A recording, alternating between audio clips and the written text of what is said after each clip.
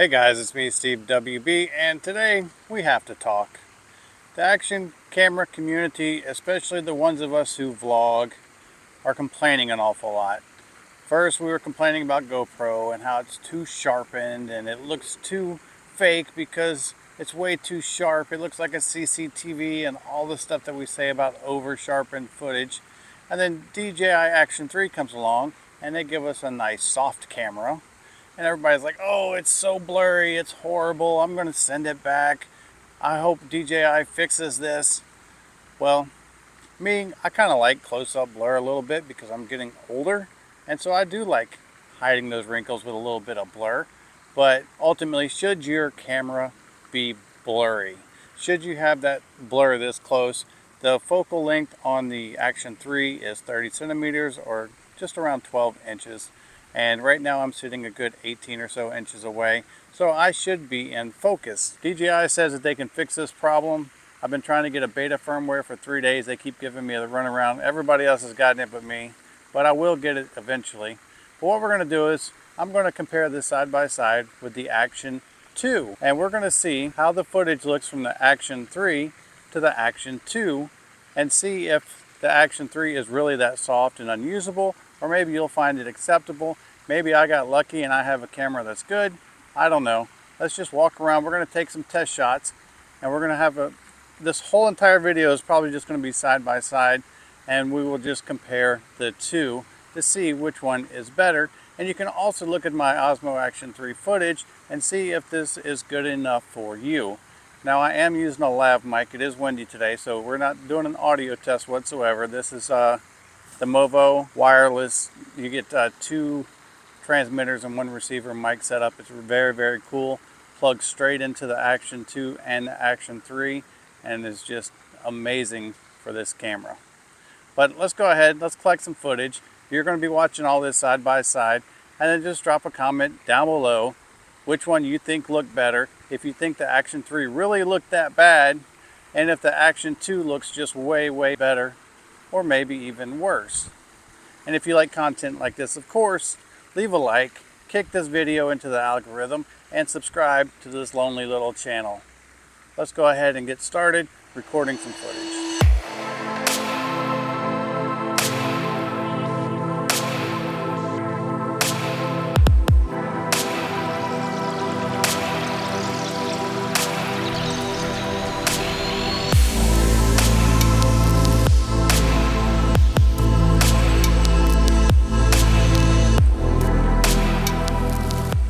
Here's some Hurricane Ian footage right here. This big pine tree just laid across the entire street, and the whole root system had completely ripped up. You can see it took the irrigation system up with it.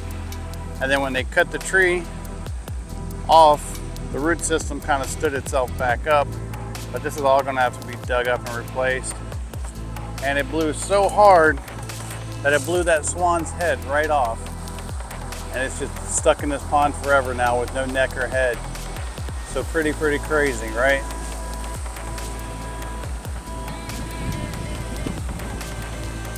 All right, so now we're out cruising a little bit on the old one-wheel electric motorcycle. We're gonna take a look around the neighborhood right here. We're just gonna record some different footage, get some stuff on the move, see how the Rocksteady is working on the 2 and the 3. And I might be off looking you. I might be looking at the 3 right now, but saying 2 just to throw you off. But got a nice little church here. Check this out.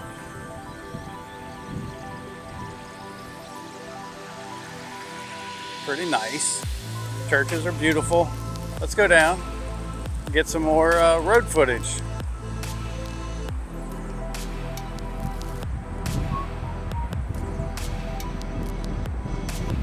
It's at 5 o'clock rush hour right now. People hustling and bustling to get home.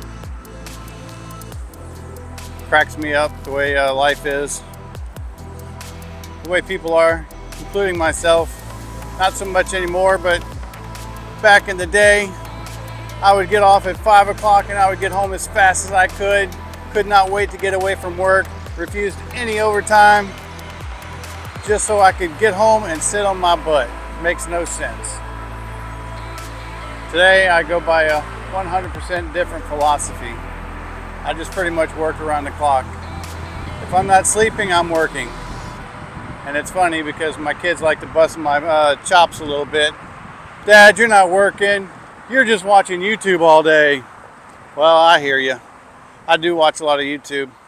But what they don't realize, and a lot of people don't realize, is yes, I do watch a lot of YouTube, but that's my job now. I've gone full-time as an influencer.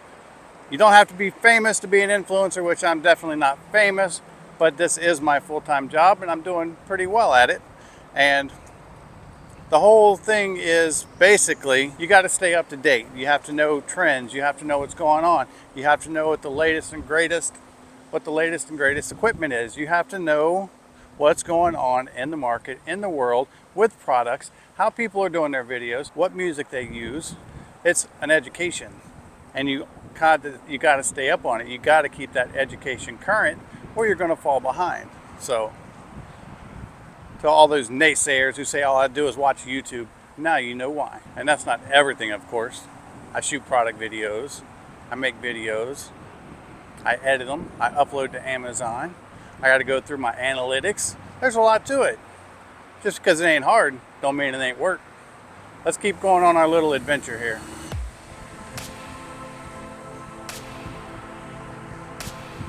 Oh, this is where it gets sketchy. Oof. There, we made it. Well, I'm out by the main road and it's very, very noisy. But here's another one of those Hurricane Ian examples. Whole root system just ripped right up. And that little water oak there just fell right on over onto the kids' playground. Took the fence down and everything. So lots and lots of debris and lots of repairs here in the Orlando area. But we know that living here, we will clean it up, we will rebuild. It'll get destroyed again one day and we will rebuild it again. That's just part of Florida life. All right, so now we're trying out this super distant selfie stick. Is this the way to vlog? With your camera 4.5, 5 feet away from you? Maybe so. Maybe it's the future. How does this look? How does that sound? Probably sounds good with the mic, but I don't know. I think that's a little bit too distant. But is the Osmo Action 3 clear this far away? Have I reached a focal point? That's what we're trying to find out. Maybe it's been in focus the whole time and I just have a good camera and it's not blurry. I don't know. I doubt it. That's not the way my luck goes. But I also get the question, well, Steve, are you going to return your camera? And the answer to that is a resounding no. I'm not returning this camera. And they're like, well, what if it's a hardware issue and DJI doesn't want to fix it? Well, that's what their warranty program is for. That's why I got DJI Care Refresh or DJI Care, whatever it's called. Because if they don't fix it, my hammer will fix it and I'll just get another one. Now, I do realize that I will have to pay a small fee, but at least I'll be getting a nice new camera, right? And I can get up to 2. So if the next one that comes in doesn't, you know, if it don't fit the bill, well, guess what? That one might be under the hammer too. But it's not the way you normally want to do things.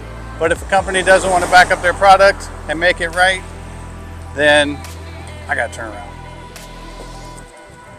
And they don't want to make it right, then you got to do what you got to do.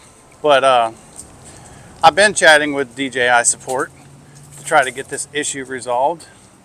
And they assure me that this problem will be fixed.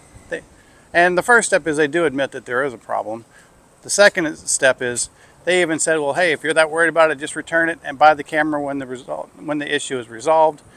And they said, but if you don't want to do that, we will take care of this issue one way or another. So I have that in my chats. So I'm hoping that they're going to stick by that. And that's the way it'll go. But yeah, this part of the test too can also kind of serve as like a low light test because it's very cloudy. The sun's going down, so there's not a there's a lot of light, but for an action camera, we could kind of be on the fence a little bit. So we'll have to find out how the Action 2 and the Action 3, whichever one I'm pointing at, how they're doing. Are they handling this light the same with rock steady on? I'll find out when I get back. From the screens it looks pretty good. As a matter of fact, by looking at the screens, the exposure is much brighter on the Action 3 than the Action 2, and they're both on 4K 60 with rock steady on, and both in full auto mode. I'm not running any filters or have no manual settings in. It's just straight out the box how you would run it. So let's go down the road, see what else we can find. All right, so I've made it home from my little adventure, and what do you guys think so far? Now, I know a lot of people talked a lot of crap about the Action 2, myself included, just because of how hot it got and how much it overheated, but that was sitting in a stagnant room. It has quickly become one of my favorite cameras, especially if you're a vlogger, for the fact that you can plug a USB-C mic straight into it, or a USB-C to 3.5 millimeter if you want to use your Rode mic or whatever you decide to use, and it works great. You can break the two modules apart and you can just have a small camera for roller coasters and things like that. You can put them in RC cars. It's a very versatile system, and I don't think everyone gave it a fair shot. Right now we're at sunset, so we are kind of low light right now. I'll show you. You can see the sun has already dipped down behind the houses. It's not quite below the horizon yet, but it is quite low in the sky. And I don't know what else to say. I'm going to stick with the Action 3. I'm going to ride or die it. I've given GoPro several chances. I have the Hero 10, which is plenty enough for me. I don't need the 11 because their 10-bit really isn't that much of improvement. Yes, it is true 10-bit, but everybody who compares the footage, they're like, I really can't tell a difference. And it's going to be hard to on an action camera. I mean, let's be realistic. Action cameras are action cameras. If you want bokeh backgrounds and perfect beautiful image, then you need to get a professional camera. You're not going to do that with an action camera with a tiny sensor that's smaller than a pencil eraser. And if you do the comparison of even the larger sensor of the GoPro, it is probably still smaller than the tip of a pencil eraser. So you're not dealing with big sensors here. But what you have to decide is, repurposing an action camera for a vlog camera, is it good enough for you? It limits your vlogs to bright daylight. You can't get any good low light shots. It's usually a pain in the butt to have all the accessories and everything attached to this camera to give you your professional sound and to give you an extra light for low light and all that. Once you put all this stuff on there, you don't have anything that's much smaller than an actual like true DSLR. So it's up to you to decide what your best vlogging rig is. And if you're buying an action camera to get vlog with, don't get mad at your action camera for being an action camera, because it is what it is. I'm Steve WB, and I'm out.